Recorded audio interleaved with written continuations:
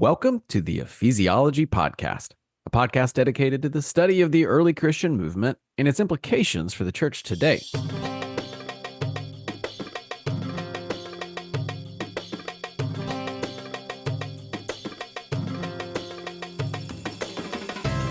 Today, as always, we have Michael, our resident ephesiologist, and I'm Andrew Johnson in Houston, Texas. Michael, it has been a few weeks since we have recorded. You look like you have added a few gray hairs. So how have things been?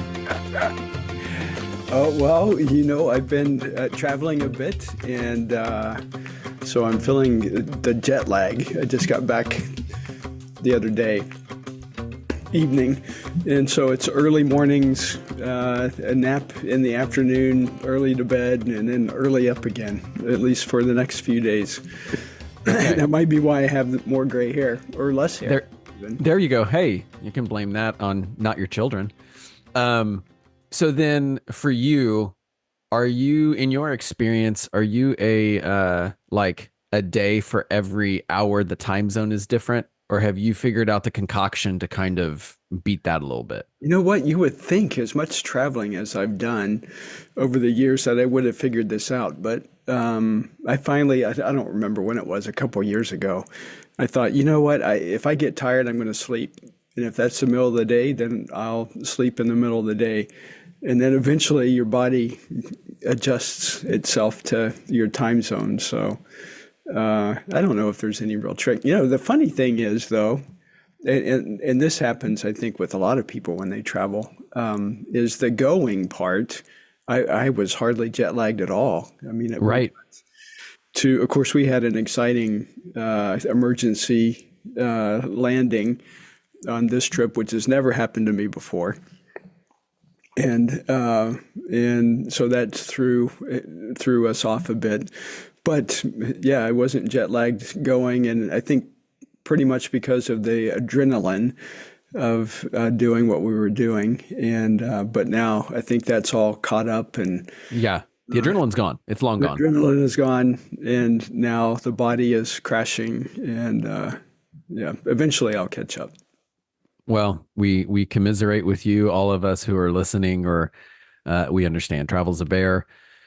Especially, I don't know if it's either the adrenaline thing, or for those of us in the West, when we travel east and then we return west, I don't know if it's the same for those who are more Eastern when they travel west and then back east. If that's same or different, because obviously the adrenaline thing, that is going to be consistent, right? You have the adrenaline going up to wherever you're going, but then it just wanes when you return. So I don't know. Yeah. For me, it has never mattered because I've traveled both directions. And it's usually wherever I'm going, the adrenaline is up. And so I'm able to adjust fairly quickly, sleep decently, and motor through. But it's the coming back that is always the bear. Now, you were traveling. You were not just sightseeing. You were not just going abroad just to see some pretty things and pretty places. What was the nature of the trip? Now, we'll actually break it down in a future podcast, so I'm not asking for the full breakdown, but why were you traveling? Yeah, well, this was a research trip that I have been working on, and we took a group of students to Asia Minor to do some archaeological research on early Christianity. First, I'm particularly interested in, as everybody knows, because that's what this podcast is about most of the time, about the first, second, and third centuries of the church. And so we gosh, I can't even tell you now how many cities we visited. 10, I think, maybe 11 cities in 10 days. And it was a great trip. We saw a lot, and we saw a lot that gives us indication of the vibrancy of Christianity in the early centuries, and so it was good, exciting to make some of those discoveries, and or at least discoveries for us, but even for some others, because I've been to places before where you haven't really known what it is that you're looking for, but now we have a fairly good idea of what some of the signs are of early Christianity in these places. And so looking for those and even discovering others that we didn't expect was just fantastic, and confirming that some that we had seen before, but it questioned whether or not this was really an indication of the existence of Christianity, and then walking away with confirmation that indeed it was. So that was exciting to see.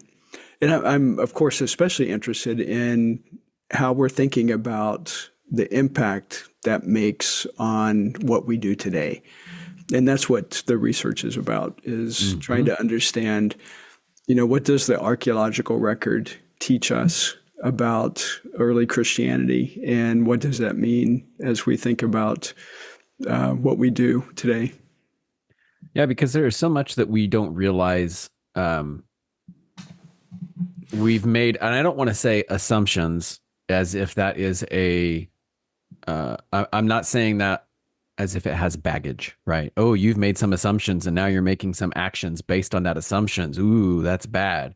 But we've all made assumptions and then made choices in how we minister to others, how we perceive ministry based on what we thought was before. And so it is interesting now that you are going back to kind of pull on some of that thread to find out, hey, maybe some of the ministry we're doing right now is based off some faulty assumptions.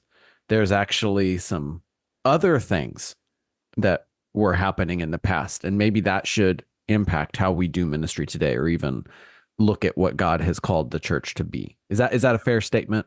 Yeah, and we're trying to figure that out too. The context of the first century is very different than what it is today. And first, second, third century, that time period is very different than today. There are perhaps some similarities, and we might draw some parallels, but there's not a equivocation that we can make to that time. Not one-to-one. Our time is not one-to-one. And there are some assumptions that we make today about how the early church was that are just wrong. And that's always interesting. And on this particular trip, that was sort of fun, because as we would encounter these things and talk about them, it was like eyeballs were opening up to think, oh, you mean that assumption was wrong? And so that's always kind of fun to have light bulbs kind of turning on and beginning to make some connections and see some assumptions that we've had, and then think about, how do we correct that? Does it need to be correcting? And those kinds of things. So it's good. Well, we hope to have some of those light bulbs on a future podcast, so that they can kind of tell about their experiences and discuss that. So plug for a future pod that I hope I don't regret if we never record it, but that's a plan. The plan is to record that and have that air soon. Yeah. So certainly look forward to that. Now, Michael, I'm going to take a slight turn, because you mentioned, again, this wasn't just a sightseeing tour for yourself, and it wasn't just a sightseeing tour for just some of your closest friends. You said students, right? This is a part of what we're doing through Ephesiology master classes. Now, for those who might be jumping in midstream, Michael, what is Ephesiology master classes? Yeah, well, you know what? I often talk about this as being I don't want to say a mistake, but certainly not something that we were thinking about a few years ago. Unexpected joy. Unexpected joy, for sure. And it has been that. It started in 2020 during COVID, when we were thinking about, gosh, what are we going to do in terms of equipping people around the world if we can't travel and be with people? And so through that, we created a number of courses, developed a learning management system, and then came to realize that we actually developed a degree And through a partnership with a seminary in India, we began to offer that as a master's degree. And then we've developed other partnerships. And our primary partner is Kairos University here in the United Mm-hmm. States. And that's an ATS, Association of Theological Schools, accredited seminary, and a collaborative seminary on the part of multiple schools in North Mm-hmm. America. And that's just been a wonderful partnership for us to offer not only master degrees, but master of divinity, doctor of ministry, and PhD degrees. Mm-hmm. And so we have students on all of those right now, and they come from every walk of life. Is that the correct way to say that? I mean, we have people that are in full-time employment in both in ministry and in other vocations. Everyone, though, wherever they are really deeply passionate about engaging their context with the message of Christ. And so that's been a lot of fun to interact with those people from really all over the world. I mean, we have students from everywhere in our degree programs. But we also, as you know, have a number of courses that are free. And so we have probably 1,200 student accounts that these students are mostly taking our free courses. And so Which is a good thing. The goal was equipping. Thing. It's happening. Yeah.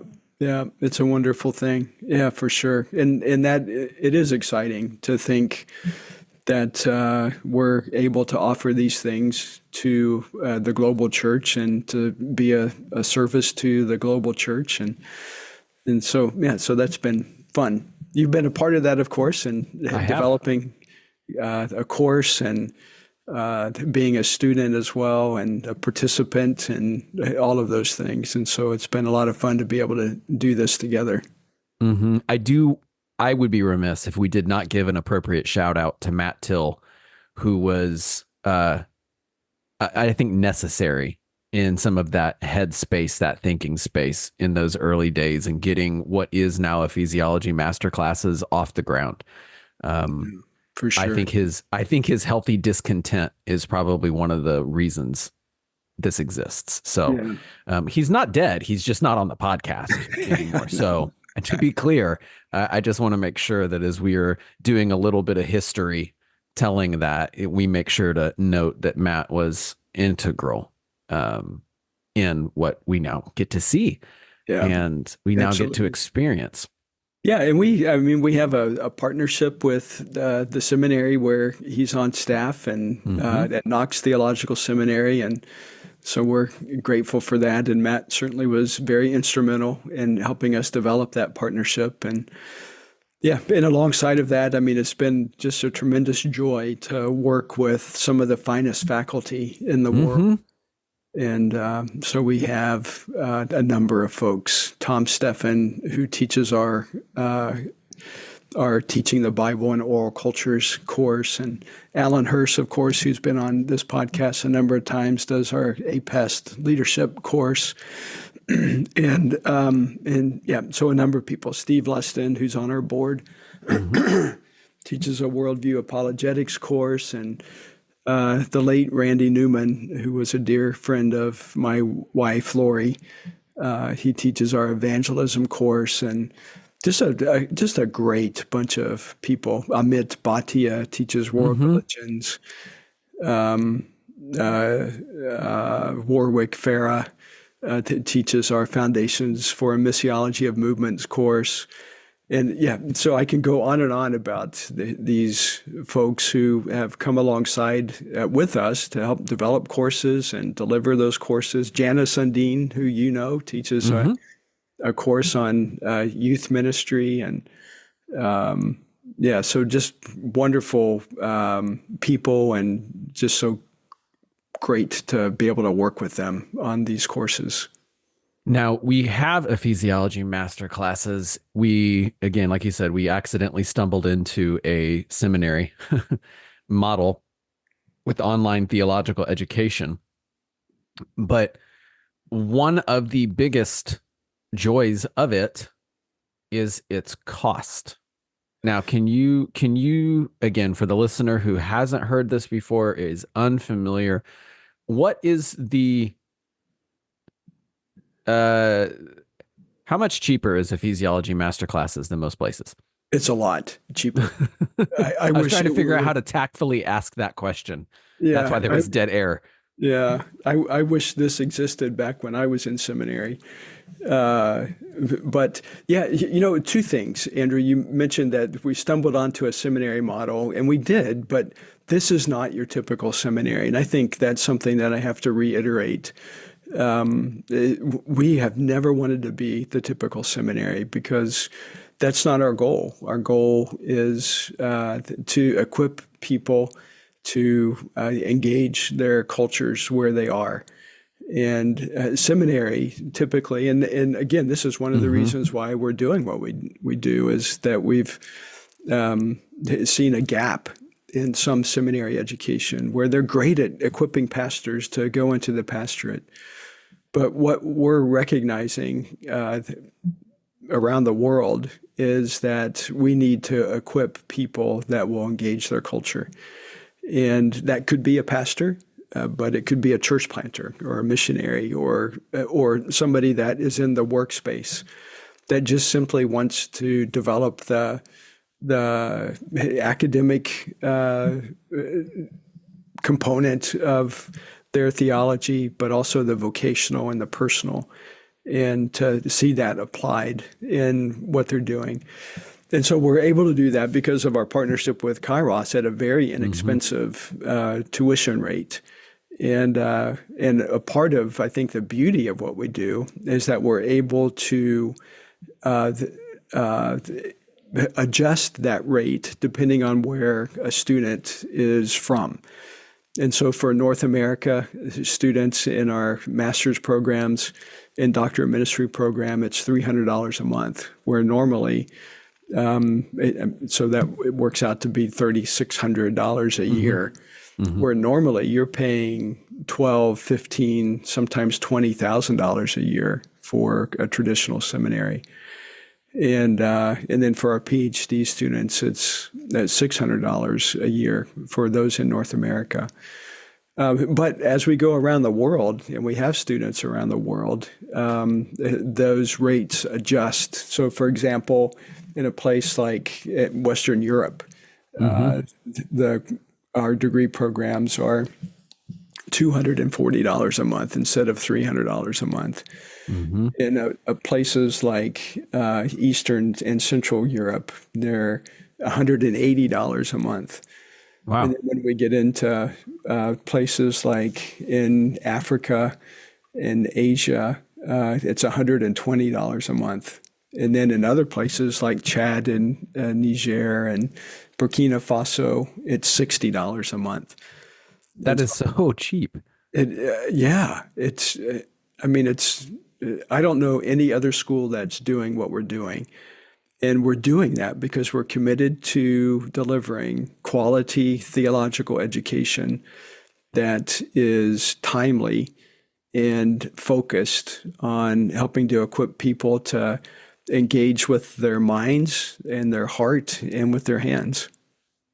So with what we have developed and are doing with the physiology master classes in coordination uh, with Kairos University, we we want to make sure that we are equipping both the current generation and the next generation, and then the generation after that. The goal is to equip Christ's church for continued contextual ministry, and that doesn't, as we noted, there is a cost to it. It doesn't happen for free. We get to have a great idea, we get to have great passion, but it doesn't just make it free. Um, but we're trying to make it as close to free as possible because we are driven by that goal of being able to equip that generation for continued ministry. What are the obstacles that we are seeing in accomplishing that goal? Well, even with our tuition rates being as low as they are for places in Africa and the Middle East and so on, we still see that Christians living in those places are stretched. Hmm. Oftentimes, they still are a part of the lower economic class. And so that presents a challenge for many people that is an obstacle. And so we're hoping to mitigate that challenge and do a push this year. This is something that we've never done Hmm. with Ephesiology Podcast or the master classes or anything like that. We've never come out and just simply openly make a request, an appeal for people to give toward a scholarship fund. We're very committed to equipping those who are going to be able to equip others. And so we've established a scholarship fund to provide PhD, a Doctor of Philosophy, scholarship for students in places like Tanzania and Malawi, Kenya, India, and Nepal. And we want to help educate and equip those who are going to be educating and equipping the future leaders in those countries. And again, I want to make sure that that was heard. What you said was that we've opened up this new effort to gain funds for PhDs so that they can educate those who are in their country. The goal isn't just can we get people educated here and now? It's can we educate the educators? Can we Right. actually help establish some healthy academic rigor, Christ-centered rigor, so that they will be raising up that next generation, so that they don't also have to leave the people that they are teaching don't have to leave their context to be educated. Yeah, exactly. And I saw this and we continue to see this, that so oftentimes when somebody has to leave their place of ministry to go and do the education, I mean, there are benefits, and I'm grateful that I was able to do that And and me as well. continue in ministry. But in some instances, that adds quite a burden on those students to be able to come up with funding for flights and housing in a new country and all the visa requirements and so forth. And then you have the extra temptation of after you're finished with your degree to try to find a job in the Western world where you can pay back a loan or however you've paid for that education, or you get attracted to the Western context. And so what we're trying to do is to provide this theological education, the Doctor of Philosophy, so that students can stay in their place of ministry and continue and equip the people that they're already working with. And thanks to technology, we're able to do that. And so in our PhD program, we do it on a cohort basis, and we have a cohort that goes on throughout the year, and PhD students gather together every other week to talk about their research and to do some other things, and so we want to, and we're able to do that, of course, because of Zoom and so forth. And that adds just an exciting aspect to the learning community because we have students that are from around the world that are gathering together and talking about different cultures and the issues that they're confronting. And we're looking at ways in which we can research those issues. And so it's a lot of fun to be in a community like that. So if somebody is excited by what they are hearing and they say, okay, my goodness, it sounds like a pretty healthy opportunity, something worthwhile for me to give to. This is a scholarship fund. How much of that is going to administration, right? How much are you pocketing, Michael? This is what people really want to know. If they give Yeah. money, how much are you pocketing?